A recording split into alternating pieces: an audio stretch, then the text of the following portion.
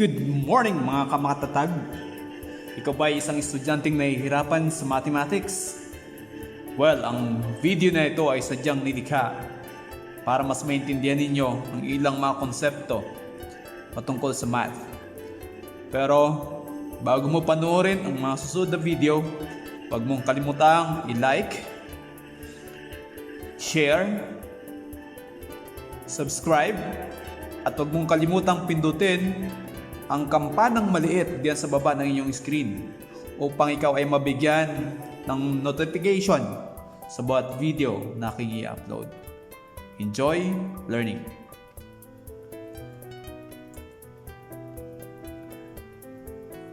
Right, ang pag-aaralan natin ngayong araw na ito ay isang introduction patungkol sa quadratic equation. Ito ay unang lesson para sa mga nasa ikasyam na baitang or nasa grade 9 students sa panahong ito.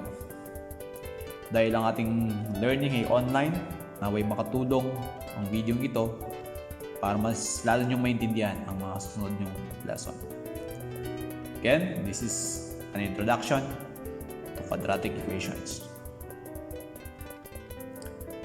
Ang ating objectives para sa video ito, na at the end of the video, you will demonstrate understanding of the following.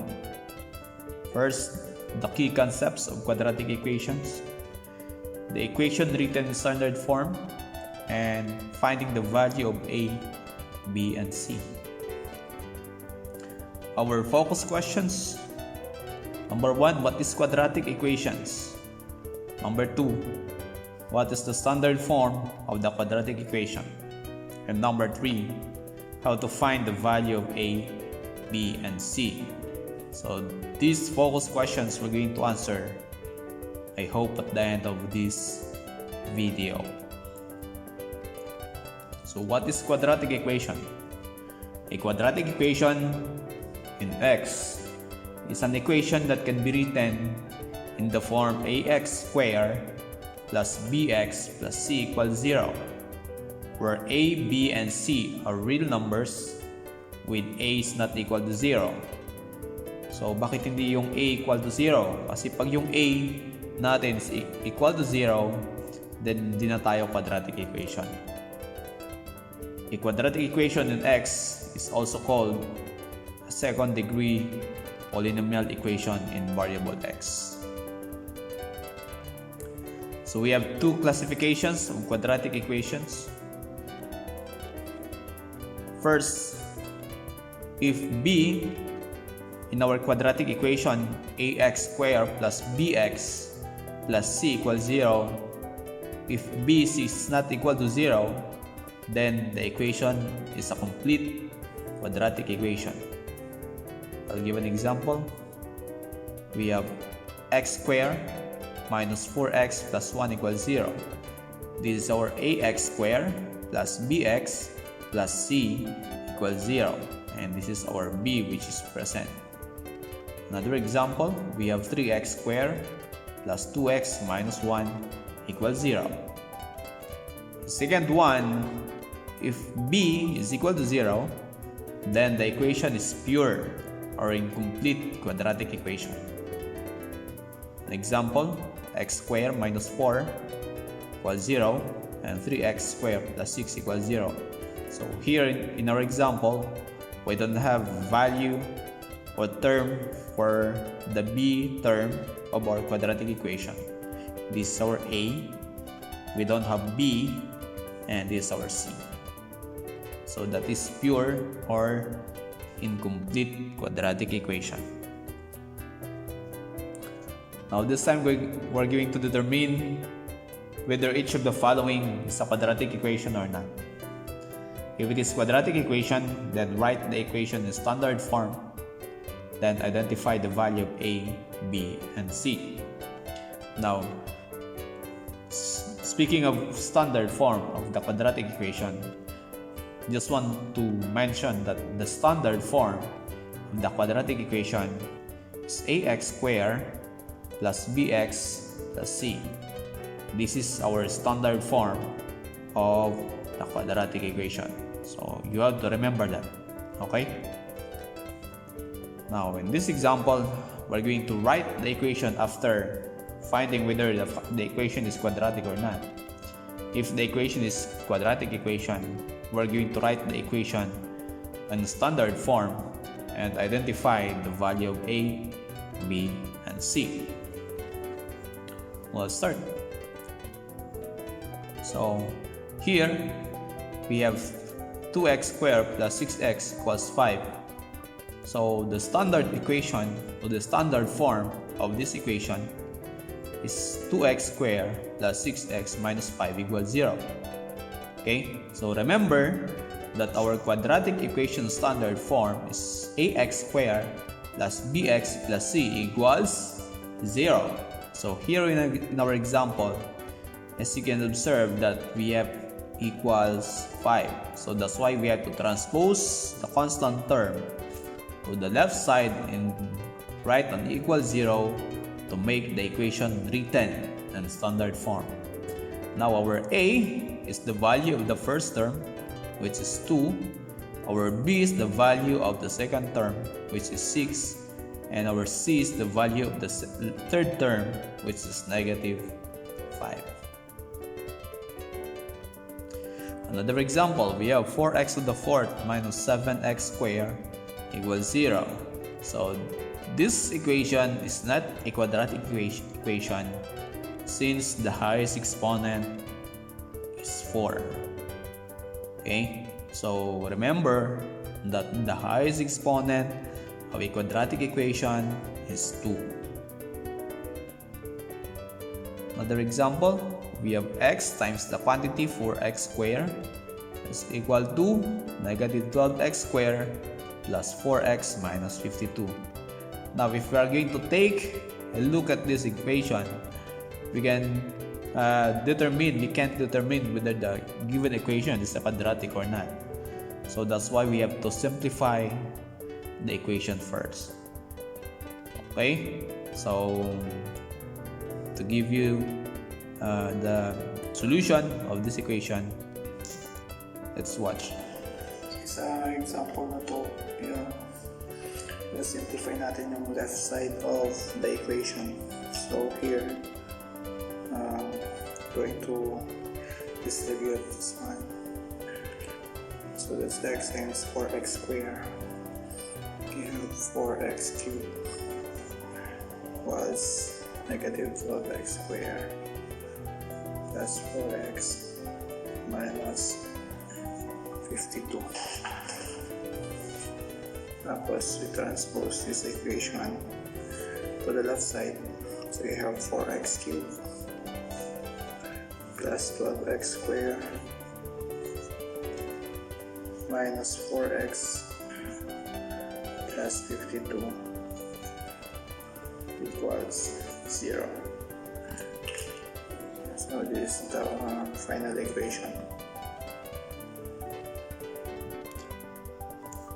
Right, since the degree of the given equation is 3, therefore it is not a quadratic equation. Again, remember that our quadratic equation, the highest exponent must be 2. Let's proceed with letter D. So we have negative x times the quantity negative 6x plus 1 plus 9 equals negative 6x. Again, in this type of equation, we have to simplify first the equation.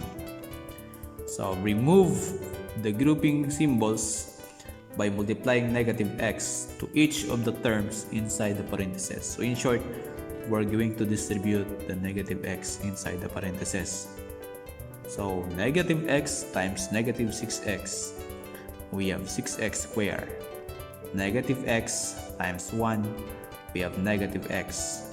Then copy the plus 9 equals negative 6x.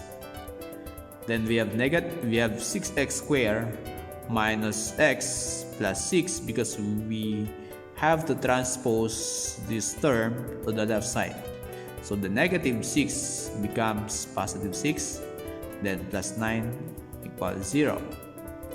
Then we have 6x squared plus 5x plus 9 equals 0. So this 5x came from these two terms. That's negative x plus 6x is equal to 5x. Now this equation is a quadratic type of equation and written in standard form. This is our a, b, and c. So our a is 6, our b is 5, and our c is 9.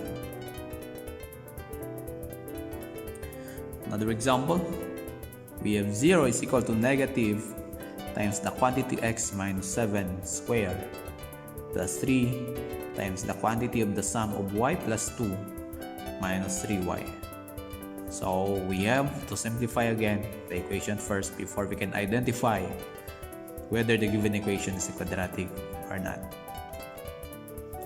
So we're going to simplify the right side of the equation. So let's watch.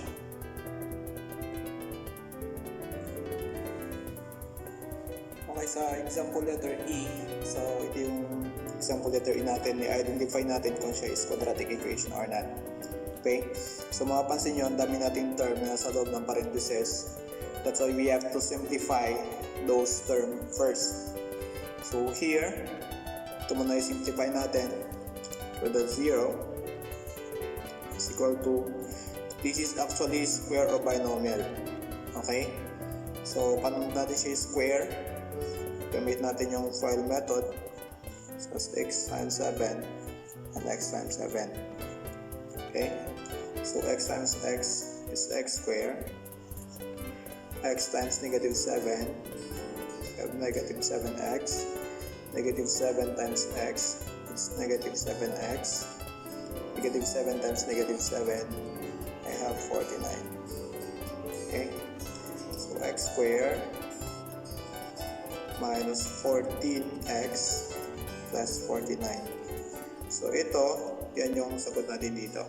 Okay, so loob ng parenthesis pa rin, x squared minus 14x plus 49. Okay, so yan yung nasa loob ng parenthesis na x minus 7 square. Right, so next naman ito, i-distribute lang natin. So plus 3 times y, that's 3y. 3 times 2, 6. Okay, minus 3y.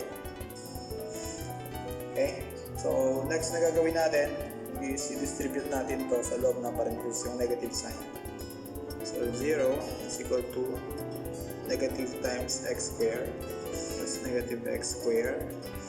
Negative times negative 14x, so negative times negative, meron kang positive 14x. Negative times positive 49, that's negative 49. So this is 3y minus 3y 0, so cancel na natin ito agad, plus 6. Okay, so we have 0 equals negative x squared plus 14x. So negative 49 plus 6, you have negative 43. So this is now in standard form. So sir, paano yan? Ang nakalagay sa standard form natin, ax squared plus bx plus c equals 0. So since equal naman sila, pwede naman natin isulat as x squared plus 14x minus 43 equals 0. Lipat lang natin yung 0 sa kabila. Or inikot lang natin kasi equal naman sila. Okay, so kung titingnan natin, parang hindi siya quadratic equation kasi mayroong variable y, tapos may mga square pa sa loob ng parentheses. Pero pag simplify natin, quadratic equation pala siya. Okay? Alright, so in our final equation, written in standard form, we can now identify the value of a, b, and c. So our a is negative 1, our b is positive 14, and our c is negative 43. Right, so that's the end of the introduction to quadratic equation. Now let's go back to our goal that we have set at the beginning of this video. So have we identified quadratic equations? So again, quadratic equation in variable x is an equation with the highest exponent is 2 and the exponent are arranged in descending order. Next, we have equation written in standard form. So the standard form of the quadratic equation is ax squared plus bx plus c equals 0. Then from the standard form, we can identify the value of a, b, and c. Okay, so watch out for the next video that we're going to upload. So don't forget to like, share, subscribe, and click the notification bell for you to get updated on our video.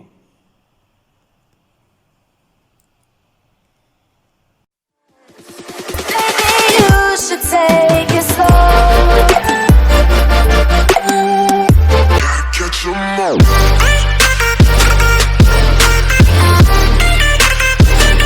Catch 'em all.